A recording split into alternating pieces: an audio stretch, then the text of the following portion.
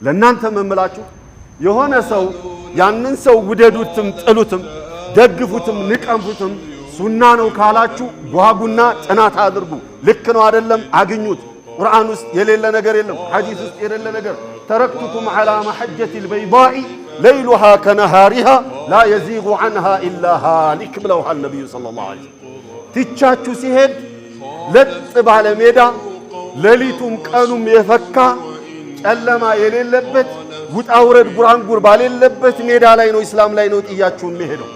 ከዚህ ሜዳ የሚያገልና ጉራንጉር ውስጥ የሚገባ የሚወድቅ ለጥፋት የተዳረገ ብቻ ነው የሚወጣው አሉ ነብዩ ሰለላሁ ዐለይሂ ወሰለም።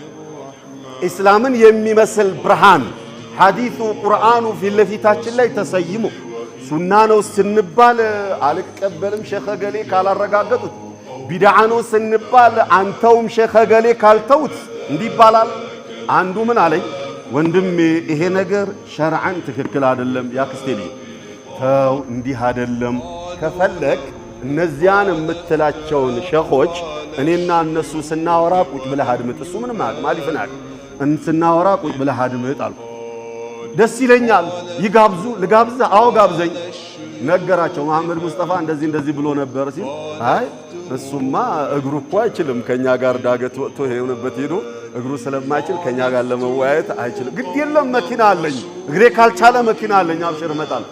አይ መኪናም ቢሆን የምንሄድበት አይሄድም፣ ስለዚህ ብለው ጥለው ሄዱ አለኝ። አየህ እኔ ከመጣሁኝ ያወራን እንደሆነ ገበናይቱ ስለምትወጣ ነው። ስለዚህ ሐቢቢ ግድ የለህም በወንድምነት ልምከሪ፣ ይሄን ነገር ተው ጀሃነም ያወርድሃል ብዬ ጠበቅ አድርጌ ያልኩት ጊዜ ምን ብሎ አለኝ፣ ጀሃነም የሚያወርድ ከሆነ እስማዑ ጀይደን የጃሂልን አመለካከትና አባባል ደግ ብለህ ስማ ሐቢቢ።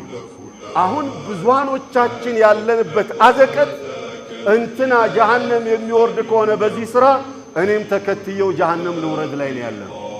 ምን ብሎ አለኝ፣ ይሄ ስራ ወይንም ይሄ ነገር ጀሃነም የሚያስገባ ከሆነ እነገሌ የሚቀጡ ከሆነ እኔም እነሱ የሚገቡበት ጀሃነም እነሱ የሚቀጡበት ቅጣት ውስጥ ልግባና ልቀጣ ተወኝ አለኝ።